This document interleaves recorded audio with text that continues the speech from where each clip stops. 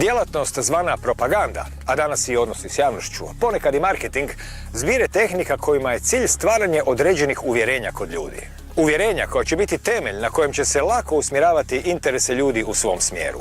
Očigledno je znano da se marketing koristi mnogim podsvjesnim mehanizmima. Uostalom, prve principe propagande Edward Bernays skovao je na temelju Freudove psihoanalize.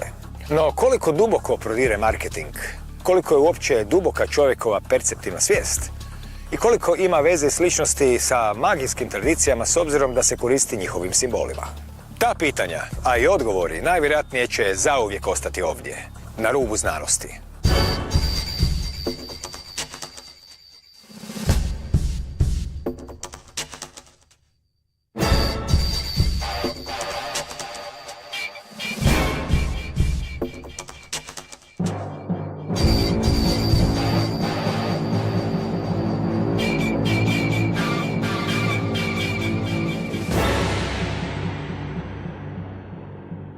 Dobar večer. Nikola Ristevski je magistar marketing menadžmenta i asistent Međunarodnog slavenskog sveučilišta iz Makedonije, također i kolumnist Nove Makedonije, gdje se u kolumnama bavi upravo današnjom temom, a to je povezanost, možda malo metaforički, ali ne baš jako puno, nečeg skrivenog, znači okultizma i marketinga i u kojoj mjeri se u stvari kanalima kojima se prodire ljudsku posvijest upravljalo nekada i danas. Dobar večer. Добро вечер, ви благодарам за можноста да поразговараме по втор пат по На рубу знаности. Da. Pa evo, danas ćemo to vrijeme potrošiti na skrivene ili možda ne toliko skrivene, ali nedovoljno povezane stvari. Pa kad se kaže okultizam za početak, što bi bio u stvari okultizam ukratko? Svi baratamo tom riječu, ali gdje su njene granice? Što ona zapravo znači povijesno nekada danas? Денес во третата деценија од 21. век многу често под зборот окултно, окултизам се подразбираат многу нешта, но не оние поими кои што биле синоними на окултизмот векови наназад. Па така кога во 21. век сите оние New Age учења, сите враќања на некакви стари учења така натаму се споменуваат како окултно, доколку го проучиме терминот назад во историјата, ќе видиме дека освен тоа што потекнува како збор се претпоставува од латинското окулт или за нешто скриено, тајно, дека се користело за да се објаснат уште од памтивек од антиката па и до средниот век, значи од времето на античките филозофи па некаде и до времето на Исак Њутон, за сите оние сили кои што биле необјасневи, како на пример гравитацијата, магнетизмот, па и етерот би рекол. Додека во средниот век под окултни науки се подразбира се повеќе и повеќе алхимијата, а додека во 19. век со ренесансата на повторното враќање на сите тие стари окултни учења, реоформување на редови, теозофија и така натаму, зборот се поврзува окултизам и со токму тие учења теозофски од 19. век. Додека, како што спомнав, во 20. и 21. век, по зборот окултни се подразбира се она што не е во мејнстрим културата, што е скриено, тајно или пак обично прикриено. Па така и самиот збор апокрив, например, кој што означува повторно нешто скриено, додека ако го читаме на нашиот јазик, апокрив или јас покрив или нешто покриено. Па така и зборот окултно можеме да го прочитаме и на наш јазик и да видиме дека можеме да го разбереме како окулт или за култот и дека со тоа се означува на едно пошироко ниво тежнење кон култ кон нешто. Stvaranju nekog kulta. Tako. Drugim rečima štovanju ili klanjanju nečemu ili nekome. Eto, jedna od povijesnih, često spominjanih riječi koja izgleda na izgled potpuno suprotstavljena riječ je okultizam, koja je nešto mistično i tajanstveno. Ovo je pak na izgled prozaična. Često je svi koriste. Međutim, što ona zapravo znači i koja bi bila uopće povijest i koje su ideje utkane u ostvarenje tog pojma koje je toliko česta, pritom mislim na pojam marketing. Uvijek govorimo o marketingu, ali u isto vrijeme postoje neki drugi pojmovi koji se malo razlikuju ili malo su djelomično se pokrivaju. Znači, od kada zapravo se može reći da postoji marketing, što god on bio? A marketinška misao opet je priča za sebe. Доколку го проследиме развојот на маркетингот како наука и развојот на маркетиншката мисла, во минатото ќе дојдеме до 19. век, кога со развојот на пазарот, со индустриализација, тоа што го учевме како дека бидеме било напредно, се почнуваат да се појавуваат оние door to door, врата до врата патнички трговци, па веќе луѓето имаат живи луѓе представници на одредени продукти и услуги кои што патуваат од населено место до населено место и ја пренесуваат информацијата за тој продукт или услуга или овозможуваат истите да бидат купени, па затоа што весниците веќе биле во широко употреба во 19 век почнуваат да се појавуваат, уште многу порано почнуваат за воля на вистината огласи да се појавуваат во печатени изданија како весници, книги и така натаму. Тоа може да се проследи до 15-16 век, но во 19 век се забележува зачестеното употребување на, например, повторување на името на некој бренд по неколку пати во весникот, за да тоа добие видливост, затоа што уште немало на почетокот на 19 век некаков видлив графички дизајн, додека конкретно 19 век и почетокот на 20 век веќе се забележува она што денес има развиено како визуално представување преку логоа, цртежи, слики, представи на човечки фигури кои користат одредени продукти и така натаму. Па така, ако го проследиме развојот на пазарот и на продажбите, и со тоа развојот на маркетингот и маркетиншката мисла, со тоа би дошле до тоа како се развивало човештвото според она што не учеа во образованието дека било напредно, тоа е индустриализацијата, што покажа во 20 век, со преминот во сегашниот 21 век, дека можеби всушност не било толку напредно и дека можеби го води човештвото целата таа теоретски кажана напредност и прогрес, дека го носат кон деволуција, а не кон еволуција. Па занимљиво е заправо размишljati o tome u kojoj mjeri do prije možda samo 150 godina jednostavno se nije moglo zapravo ni slikom ni riječju toliko komunicirati jer jednostavno su ljudi imali slab pristup uopće prema novinama, kamoli da knjigama, tek rijetki. Drugim riječima, tek medijsko vrijeme je donijelo tu potrebu i mogućnost tekstova, logoa, kratica i to je zapravo neki novi način oblikovanja ljudske uvjetovanosti i svijesti, koji se u velikoj mjeri zapravo ima utkano u sebe razne razine i simbola, koji su obično bili, tradicionalno se smatralo, neka vrsta ulaska u podsvijest, bez obzira jesu li simboli za nešto dobro, božansko ili za nešto što bi možda bilo želja da se nečim manipulira. Međutim, kako se kroz povijest može pratiti odnos simbola i u stvari utjecaja na podsvijest, s obzirom da se upravo o tome i radi u suvremenom marketingu? Уште од дамнешни времења, значи, низ тие историски, археолошки сведоштва за стари цивилизации од праисторијата, од пред нашата ера, гледаме дека уште во тие стари цивилизации користеле символи за да прикажат различни нешта, различни сили, различни божества, различни настани кои што се случиле и така натаму. И дека се привлекуваат неколку символи кои што се карактеристични на целата планета Земја, како што се, например, алхемискиот символ за злато, што е символ за сонце, point within a circle, точката во средината на кругот. Потоа оној се делот од цветот на животот или семето на животот, она 6-листна розета, six petal розет, тоа такви символи, например, како овие два символи, можат да се видат на стари локалитети на сите континенти на планетата Земја. И доколку тие стари цивилизации не комуницирале меѓу себе физички, прашањето е како тие символи се појавиле, како истите символи се појавуваат на народните носи во Македонија и на некакви черги на навахо-индијанците во Америка и така натаму. Тоа истото, ако го споредиме, пример, со огледалата на Козирев, дека символите може да се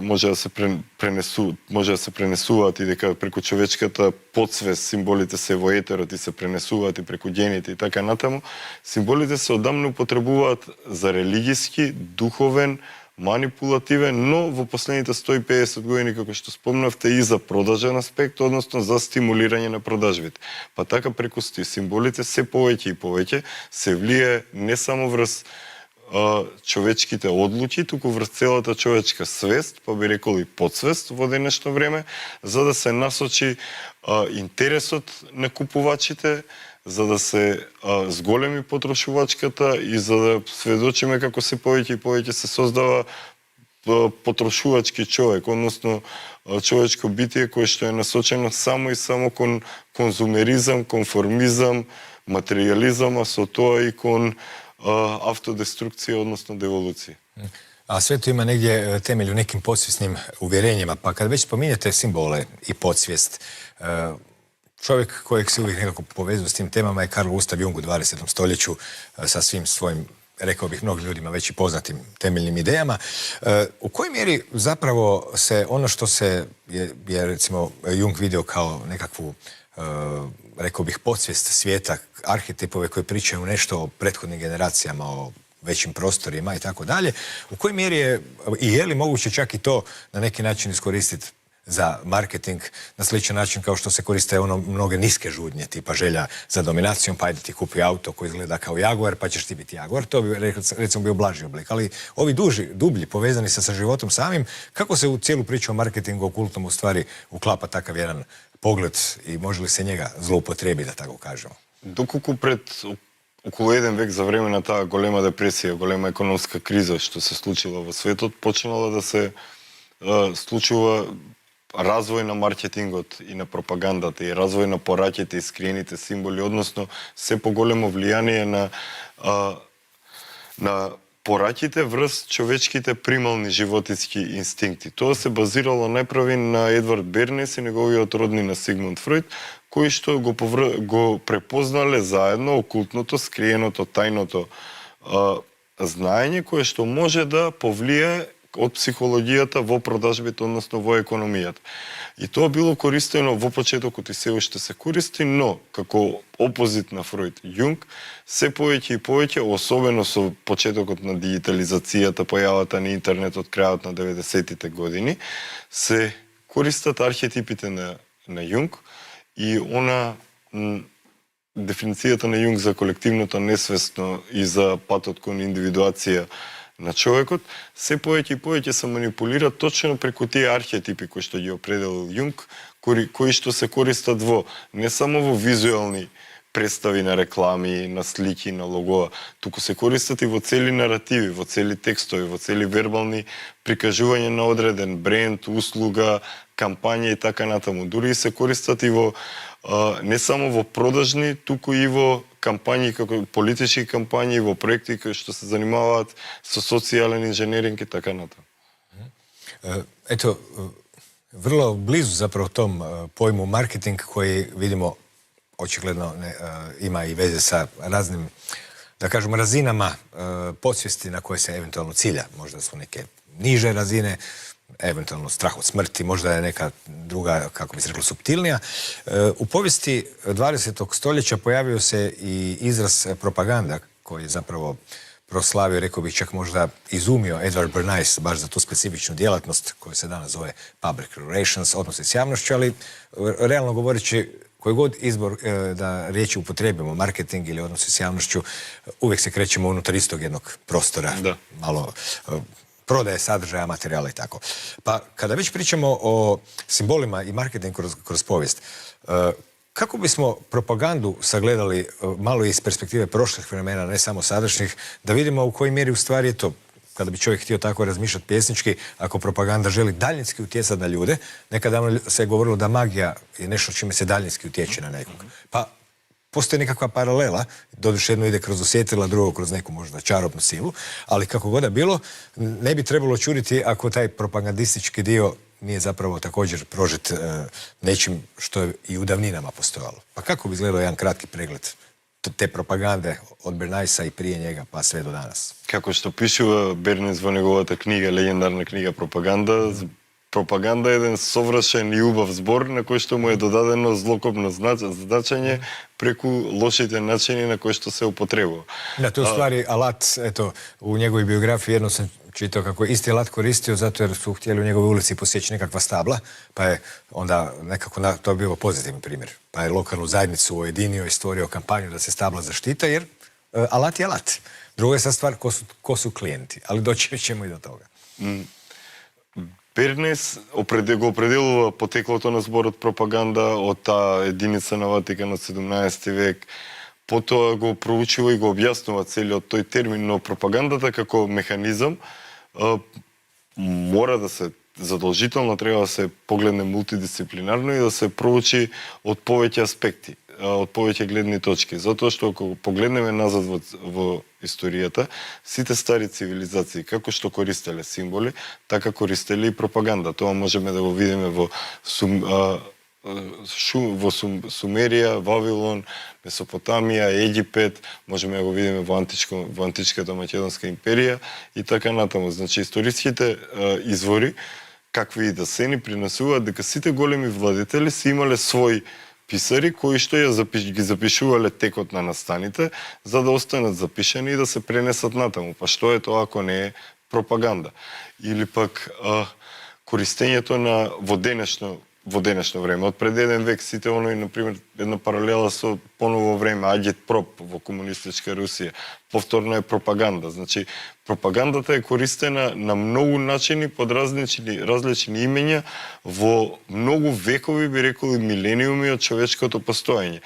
Па така, во зависност од начинот на кој што се користи, може да има позитивно или негативно влијание врз крајниот консумент, односно крајниот клиент, крајниот купувач, крајниот гласач на избори, крајниот гласач на референдум, крајниот потенцијален корисник на некоја услуга и така натаму. И поради тие роднински и научни врски со Фројд, кој што ги имал Бернес, го употребил токму тоа окултно знаење, тајно знаење од неговиот роднина Фројд, дека на човекот може да му се влијае најбрзо, наједноставно и најдиректно преку оние основни примални животински, рептилски, би рекол, инстинкти. Па така, ако го погледнеме развојот на маркетингот, на маркетиншката мисла на продажбите, ќе видиме дека точно во времето на Бернес започнуваат рекламите, кампањите се повеќе и повеќе да се фокусираат на оние животински инстинкти на човекот и од тој период се појавува голотијата и женското тело како символ за продажби и се почнува да се поврзува дури и значи жената од символ на стабилност во семејството и така натаму, почнува да станува веќе под таа светска економска криза, особено по Втората светска војна, во кампањите, рекламите, пропагандните материјали, женското тело се повеќе и повеќе да станува символ на нешто што треба да се купи. И зборот пропаганда бил користен од многу маркетери, од многу продавачи, од многу креатори на јавно мислење, од многу политичари и стратези и тие стари техники на пропаганда се применуваат и ден денес со многу поголем интензитет преку удобствата на модерната технологија со која што располага човештвото денес. Па ево, кад веќе причаме о технологии и о томе колико све брзо напредuje, uskoro će možda nedostajati brojke ili možda jednoznamenkastih brojki, pa kao što se govorilo o čovjeku 2.0, čovjeku 3.0 ili u tom smislu, tako se pojavljuju i pojmovi kod suvremenih ljudi koji se bave teoretski marketingom. Marketing 1.0, marketing 2.0, marketing 3.0 i nećete vjerovati 4.0, 5.0 i 6.0. E pa sad, što je u marketingu zaslužilo tako puno brojki, tako žestok napredak i što uopće to znači 1, 0, 2, 3, 5, 6, 0, o kakvim se uvjetno rečeno napretku radi? Ова што го споменавте сега се определувањата на еволутивните фази на маркетингот според големиот Филип Котлер, што се смета за таткото на модерниот маркетинг.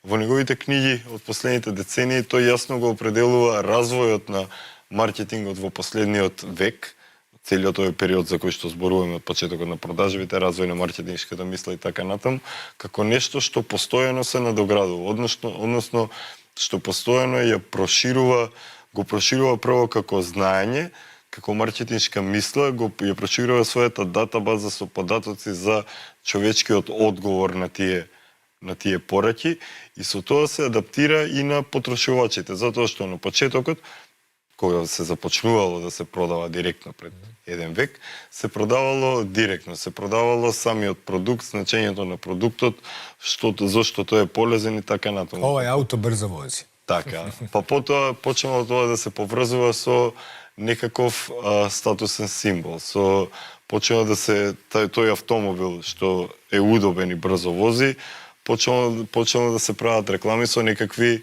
убави девојки кои што го рекламираат тој автомобил, па тоа да сугерира на нешто друго. Па тоа продолжува понатаму и како, например, по Втората светска војна и во сите тие постари филмови гледаме на старите перални за автомобили, дека секаде има рекламите со голи женски тела, а дека многу често таму нема голи женски тела кои што ги перат. Нису баш видени во автоправница. Да, и тоа е уште еден показател на тие првични основни фази на маркетингот кои што го ги употребуваат животинските инстинкти кај човекот, додека кога се појавува интернетот во веќе со маркетинг 3.0, со појавувањето на медиумите и така натаму, со телевизијата, радиото, ширењето по цел свет, се разбира дека човекот има своји интереси, има определени стремежи да биде дел од некаква општествена група, статусна група, па така маркетинг кампањите се насочуваат спрема тоа. Кога погледнеме развојот на оние битници, хипи, јапи генерации, точно го гледаме тој токму овој развој на маркетингот и на продажбите, како се менува видот на продажбите, видот на пропагандата, видот на маркетингот спрема и според тоа како реагираат потрошувачите, затоа што се повеќе и повеќе станува општеството во тие години, пред околу пола век станува се поконзумеристичко, со поголема брзина, па така се зголемува и влијанието на тие тајни знаења во маркетингот и во продажбите. Со појавата на интернетот и на дигиталната ера, крајот на 90-ти и веќе од 21 почетокот на 21 век наваму, што маркетингот веќе човекот комуницира на она што некој го нарекуваат и 4D, значи веќе преку интернетот информациите се разменуваат со многу голема брзина од различни точки на светот со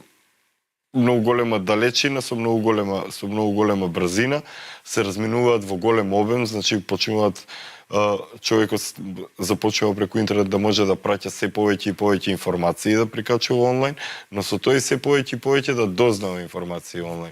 Па така со развојот на интернетот несомнено се развиваат и потрошувачите. Па така потрошувачите, еве денес е веќе тоа 2025 сме кога го снимаме ова, оставаат ревју, оставаат оценки на одредени продукти и услуги. Па со развојот на самиот интернет, тоа беше неминовно да се случи, односно потрошувачите сами да реагираат и да го искажуваат своето мислење, задоволност од услугата или продуктот. Или ќе се ти инфилтрират у нив да побоljшаваш своја слика. Исто така, или пак кога например, еве сега како паралелен на ова, кога две конкурентни фирми имаат пуштено реклами на интернет. Едната ја трошире кампањата на другата лажно, само и само за да им се истроши буџетот и тие вложени пари да не стигнат до посекуваната цел, посекуваната таргет група. И како се развива интернетот и човекот почнува потрошувачите почнуваат се повеќе и повеќе да стануваат свесни,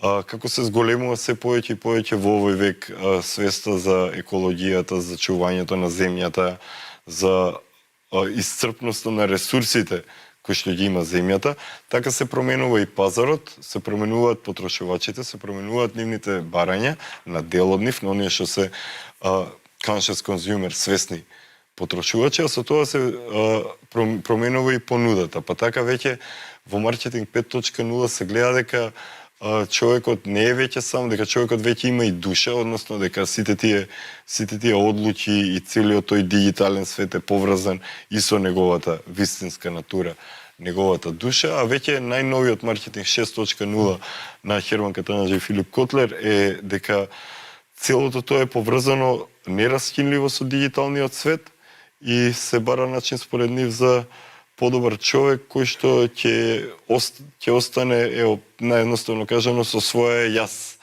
во овој пребрз свет на дигитализација, на размена на информации и на влијание врз човековата свест, затоа што сите тие окултни тајни знаења кои што уште од древноста биле достапни на одредени групи на луѓе во општеството, не биле достапни за широките народни маси, во денешно време се повеќе и повеќе се користат токму на тие стари начини, бидејќи човечкото тело е затворено во 5 сетила и ние сме корпус херметикум, затворени во 5 сетила, баш преку тие тајни знаења се влие на тие 5 сетила за да се повлијае не само на одлуката, туку и да се насочи идниот развој на потрошувачкото суштество на планетата Земја, човек, кој што само и само ги троши ресурсите на планетата Земја, а со тоа го троши својот потенцијал, ја троши можноста да го достигне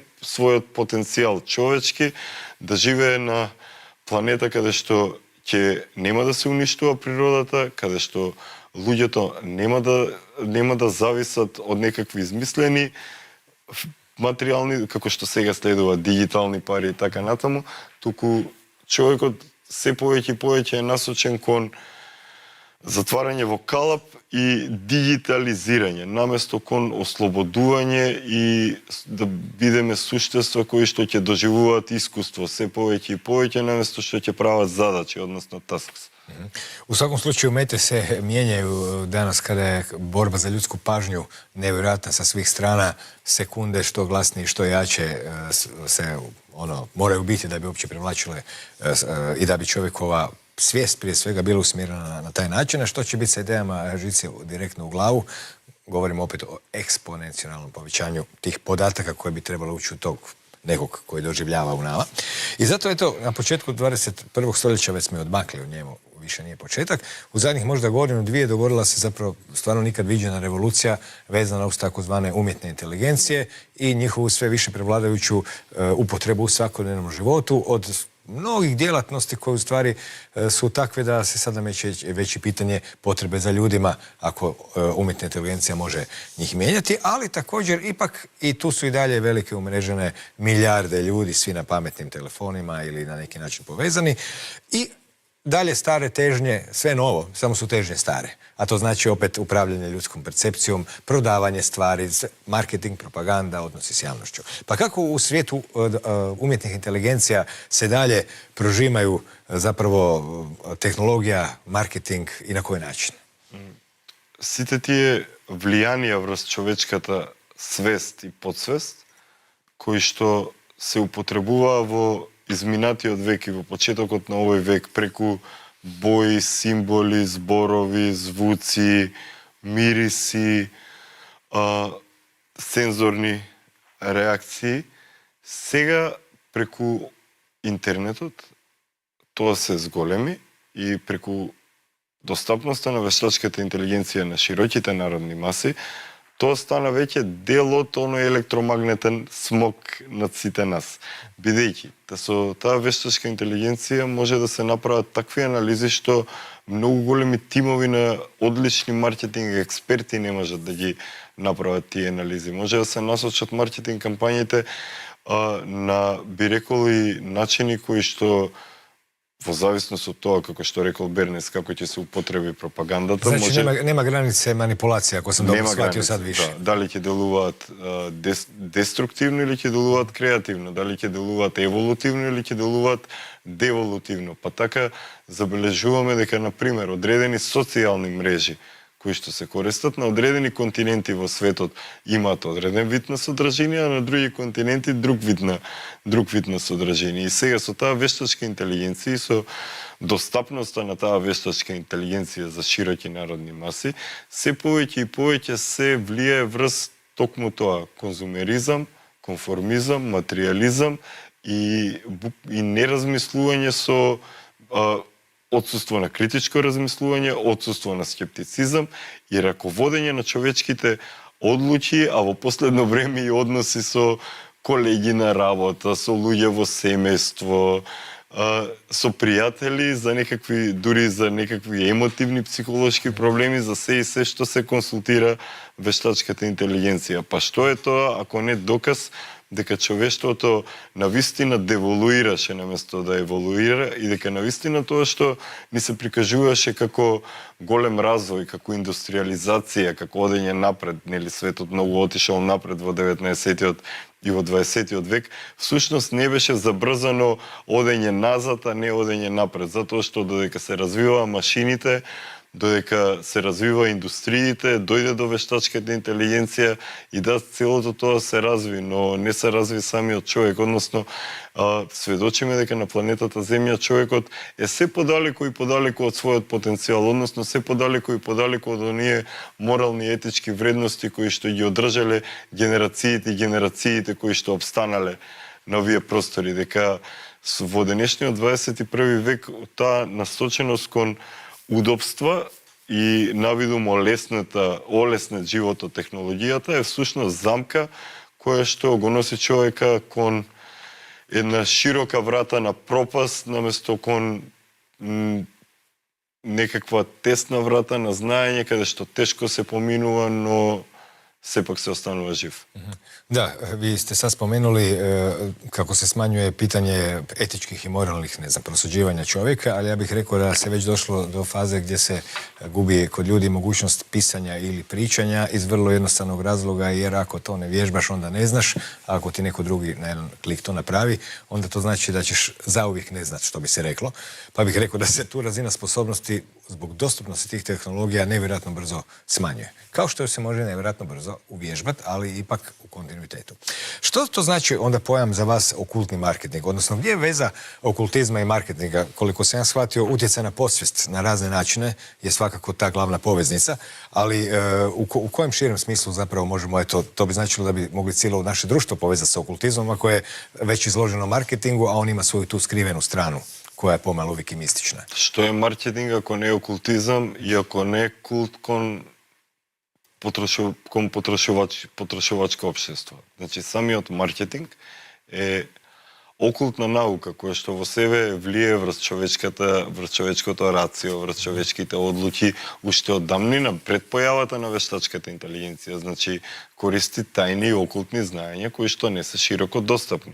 Со влијанието на човечката свест, тоа се потврдува, но и со тоа што целиот развој на маркетингот во светот и на развојот на примената на маркетиншкото знаење е насочено кон создавање на човек кој што ќе биде воден од таа вештачка интелигенција и ќе дури неговите одлуки ќе бидат насочени токму од таа вештачка интелигенција. А што е тоа ако не е окултот или за култот? Или опчиненост, заправо, што би рекли, омаđijanost, така, зачараност. Да, и окултно, значи маркетингот е магија, маркетингот е окултна наука, маркетингот е влијание врз човечката одлука. Па така, ако направиме на сега паралела како што во некои култури се влијаело врз некакви кукли за да се влие на човечкото физичко тело, така врз човечкото ментално и етерно тело преку технологијата се влијае за да биде насочено кон одредени одлуки. Па така многу често, многу од нас нема кој човек тоа не го почувствувал, сум сигурен дека сме отишле некаде да купиме нешто, а ние купуваме плюс уште нешто и уште нешто, дека купуваме и нешто што не ни требаат. А што е тоа ако не е насоченост на нашата контрола? Pa mi smo potrošači, pustite nas da radimo svoj posao. Da. Ipak, čini se da u marketingu i općenito u tim raznim simbolima prije svega, ima i još nekakve razine misticizma koja ne završava samo tim paralelama daljinskog utjecaja na svijest, o čemu svjedoči zapravo simbolika, koja je možda sad, neko bi rekao, jednostavno uzeta zato ili iz prošlosti paradi, a netko bi ukazivao na nekakvu možda povijest istog simbola od pradrevnih vremena do danas. Ali činjenica jest da su se mnogi bavili, i danas ćemo neke i vidjeti, da zapravo mnogi korporativni logotipovi zapravo u sebi sadrže refleksije mnogih nekih drevnih mitova, simbola. Je li to sad pitanje dizajna ili nekog kontinuiteta, to je na svakom da si sam malo razmisli ako želi, no što to jest okultno i skriveno i tako povezujući od prošlosti do danas kad pričamo baš o tim suvremenim, na izgled jako suvremenim logotipovima, a u biti možda jako drevnim? Доколку направиме преглед на, не знам, најпопуларните 100 логоа од последните 50-60 години. Имаме некакво основно знаење за символи од различни култури, од различни народи, од различни цивилизации, од од различни епохи на човечкото постоење на планетата Земја, би можеле да увидиме повеќе работи. Би можеле да увидиме дека во многу корпоративни символи се содржани право сонцето и месечината. Дека на многу брендови се појавуваат сонцето и месечината како символи. Потоа, планетата Сатурн исто така се појавува многу. Но тоа не е само така со сонцето и со месечината, туку тоа можеме да го видиме и преку употреба на древни божества во современи брендови. Па така многу познат светски бренд на кафетерии со кафе користи стара сирена во нивното лого. Голем светски бренд за спортска опрема користи име на античка божица, на древната македонска божица на победата Ника од Самотраќи, која не случајно стои во Лувар обезглавена, без глава стои. Победата обезглавена, стои без глава. Тоа може да се проследи и во доколку ги погледнеме и на социјалните или, например, еден од, може би, најголемиот светски ланец за брза храна. Има во себе, всушност, логото му е не буквата М, туку овнови рогови. Или пак, може да се види тоа, буквално символизира овнови рогови, рогови на овен. Или пак, можеме да погледнеме на логото на Gmail. Можеме да погледнеме на Gmail, па да погледнеме на какво тајно друштво на престилка на April е тоа исти знак, или пак на логото на социјалната мрежа Facebook, како тоа личи на какво лого од тајно друштво, или пак ова на Apple Store, какво име логото и така натаму. И во дури познати брендови на автомобили имаат стари 3-4 оние символи врежани во нивното лого. И многу светски медиуми, телевизии, корпорации користат бои, комбинација на бои кои што потсеќаат на сонце, на месечина, на Сатурн, кои што многу во своите изразот на своите имиња, на своите брендови користат скриени форми на женско тело, скриени бројки во самите букви, со што влијаат директно и индиректно истовремено врз човечката подсвест, па и свест и подсвест. Па тоа се забележува дури и од символите кои што се употребуваат на парите и на самите банкноти има скриени символи. Па чак и не скривени. Да, дури не скриени кои што се гледаат. Ако причаме о америчком долару. Да, и не само дури во бивша Југославија на еден од последните денари се појавуваат символи, на парите леовите во Бугарија се појавуваат символи, на првите денари во независна и суверена Република Македонија во 90-тите се појавуваат такви символи. На многу банкноти ширум светот, не само на американскиот долар, постојат такви символи. И символите се езотерични и екзотерични. Символите во исто време го прикриваат она најсуштинското значење, а откриваат многу значења кои што многу често се откриени само и само за да отргнат вниманието од вистинското. Па така, користењето на соларен символ, на лунарен символ, на фалусен символ, на весика писес символ и така натаму, во одредена лого, кампања, порака, може и како да повлие не само на успешноста на кампањата, туку и на одлуката на крајните потенцијални корисници кон кои што е наменета таа кампања, без разлика дали станува збор за продукт, услуга или пак за можеби политичка кампања.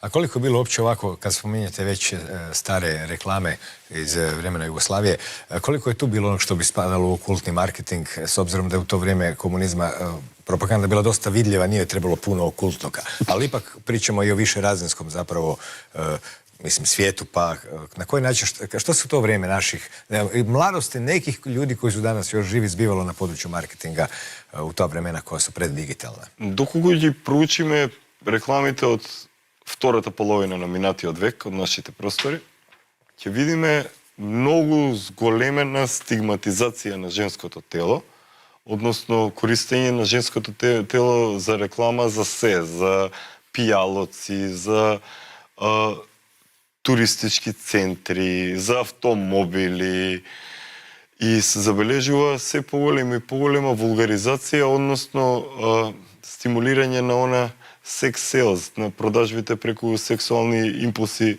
кај човекот. Elementarno Watson, rekao bi Sherlock Holmes. Да. И исто така гледаме и пораки во видео рекламите и пораки кои што доколку такви реклами дел од тие реклами би се пуштиле денес, со сигурност би биле забранети на повеќето национални телевизии, затоа што би биле определени како дискриминирачки, расистички, сексистички и така натаму. Но гледаме дека во бившата држава тоа се прифаќало како нешто сосема нормално и тоа јас го разбирам бидејќи многу непаметам од таа држава. Мојата генерација беше првата генерација прводеленци во независна и суверена Република Македонија и тоа го разбирам како социјален инженеринг кој што го насочувал општеството, ги насочувал луѓето кон под маската на некакво државно уредување да стануваат се поголеми и поголеми конзумеристи, односно потрошувачи преку влијание на нивните животински инстинкти.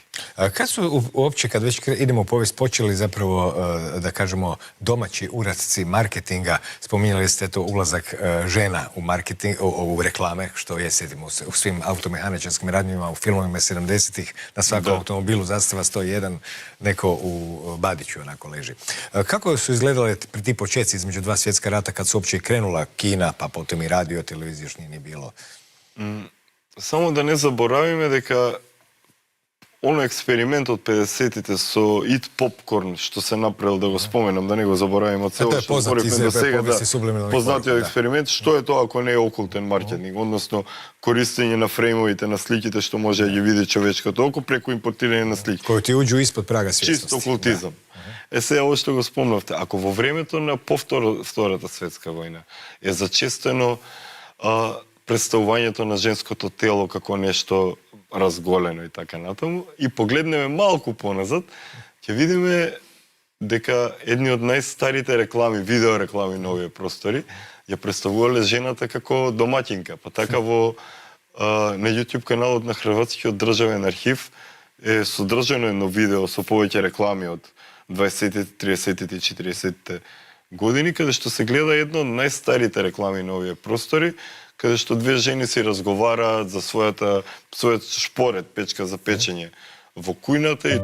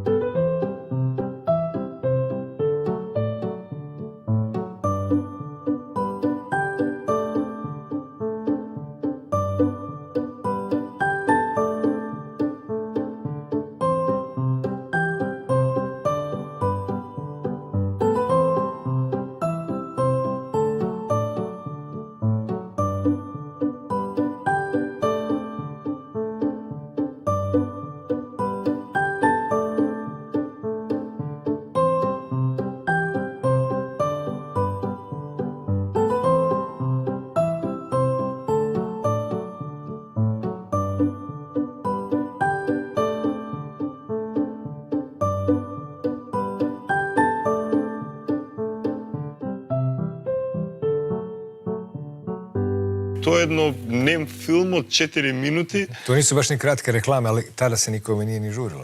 Да, луѓето е така. Немале толкова пикселизација на умот, нели, во тоа време. Можеле да си дозволат времето, да го искусат времето, да го имаат искуството на времето, да го доживеат експириенсот, да не прават само задачи. Па затоа и тие реклами биле така долги и во приказ на нем филм е многу интересно што пред еден век на овие простори се размислувало во тој правец. И доколку погледнеме што се случувало во тие години на овие простори, ќе видиме дека сепак за воля на вистината до некаде, до пред Втората светска војна, во многу делови еве од мојата Македонија народот не користел пари меѓу себе, функционирал на размена. Значи, луѓето од одредени региони, примерно в Чеполскиот и од Кратовскиот регион, се функционирале со размена, а пари користеле само и само за нешта за кои што не можат да направат размена, што покажува дека пред помалку од 1 век народот на овие простори имал некоја сосема друга свест, а дека со она што на нас ни беше прикажано како развој и нешто модерно преку индустриализацијата во 19 век и технолошкиот напредок на 20 и 21 век, всушност го донесе човекот кон оттуѓување од основните вредности. Па така, ако порано пред огништата дома се раскажувале приказни, така во годините покасно тоа раскажувањето на приказни пред огништето на вечер или на масата на кога се после вечера се заменува со телевизорот. Па почнува луѓето да имаат во секоја соба телевизор, па почнуваат да користат паметни телефони и така се губи и сторителингот и така се губи и споменот за вистинскиот мит и бит на човештвото, а преку тоа е повлијаено само и само преку окултните техники на маркетингот и модерната технологија и вештачката интелигенција. Веројатно еден од најпознатих примера спајања нечeg што е уствари дубоко религиско, духовно, уткано у традицију и нечeg што након најбаналнија, то на велики трговачки центар у време божичних распродаја, јесте лик такозваnog Дједа Мраза, Светог Николе, Санта Клос, сад ту иде у расправе кој е Свети Никола, тко nije, кој е овој човек у цервеном капуту и слично. Али на кој начин се заправо и njega исто може ставити у култни маркетинг на неки начин, jer ona zapravo u sebi povezuje neke vrijednosti koje ugrađuju nešto gdje ih u stvari nema. Апсолутно. Со паралелата помеѓу Свети Николај чудотворец и денешниот Дедо Мраз, гледаме две различни нешта, односно го гледаме она што го говориме последните половина час, дека човештвото од символ, ако погледнеме житието на Свети Николај Чудотворец, ќе видиме дека тоа е символ на добрината, кој е символ на живиот Бог, на животот, на добрината која што се прави без да биде обзнанена и се прави тајно. А додека Дедо Мраз, представен во 19 век како буцка с дедо во црвено, со црвени румени обравчиња, станува символ на конзумеризмот, материјализмот и конформизмот. Чак и он сам изгледа као netko ko je dobro pojeo. Така. Nismo još vidjeli mršavog Djeda Mraza. Да. И додека приказите на Свети Никола се токму такви, значи потекнал од многу богато семејство, но водел аскетски живот, го раздал целото свое богатство и излегол од родното место за да направи подвиг. И ако Свети Никола бил останал и ќе остане символ на добрината која што се прави скриена, така Дедо Мраз е станат, колку некој да рече Дедо Мраз е Свети Никола, не, Дедо Мраз е со тоа како се подразбира денес, потполна спротивност на Свети Никола. Зошто? Бидејќи се стимулира, значи, се повеќе и повеќе во сите култури во Европа, Америка и така натаму, се стимулира дека Дедо Мраз ги наградува децата заради нивните добри постапки со нешто материјално, а не со нешто духовно. И што е тоа ако не е одраз на конзумеризмот, одраз на развојот на пропагандата, одраз на окултно влијање преку древни символи на човечката свест, односно инверзија, земање на еден символ како Свети Николај Чудотворец на притаена добрина, на нешто што е јавно прикажано како условно добрина, всушност е спен. Се повеќе. Одустање од материјалnog се представља заpravo kroz обсесију материјални. Точно така.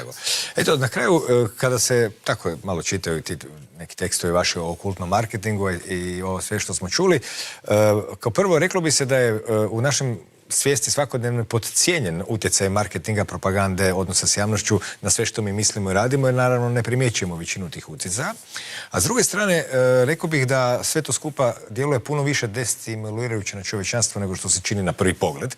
Ako što je čovjek u stvari, jer čovječanstvo kao takvo i ne postoji, ali čovjek ima neku svoju dubinu, nešto ga zanima, nešto ga ispunjava. Svakako mu je dobro da ima nekakvu pažnju, da može se posvetiti nečemu, a pogotovo da možda i ne bude izložen posvjesnim utjecajima. Pa kako vi vidite taj razvoj ljudi u kontekstu razvoja marketinga i te njegove, u stvari, okultne strane, jer ovdje se doista dotiču puno dublje razine, puno veće od one kupi novi proizvod. Radi se o cijelom oblikovanju društva kroz uvjerenja.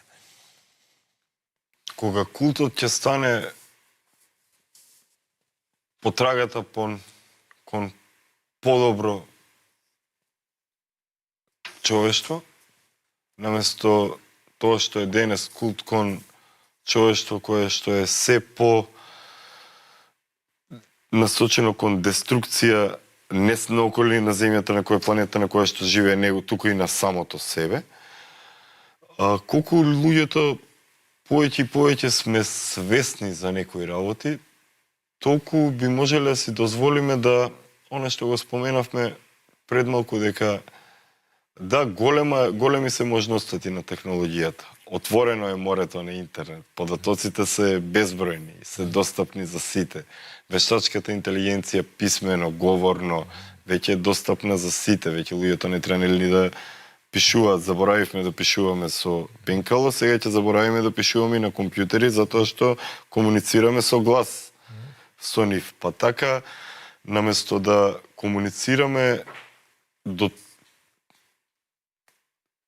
колку што комуницираме со вештачката интелигенција и со паметните уреди, да комуницираме со самите себе и со своите ближни, би дошле до увиди кои што ќе ни покажат дека многу од нештата кои што сме ги разбирале како напредни, се всушност многу деволутивни и не кочат прво во спознавањето на својот личен потенцијал, а потоа секако и кон достигнувањето на тој личен потенцијал. Затоа што, нели, the gate is straight, deep and wide, широка е таа порта кон пропаста, ама мала е таа и тесна е таа вратата кон останувањето жив и спасението. И затоа човек колку подобро се познава сам себе, толку повеќе станува свесен за вештачките влијанија на врз него, што доаѓаат од модерната технологија, и колку повеќе ја разбираме модерната технологија и уреди како алатка кои што би ги користеле кога ни се неопходни, а не во секоја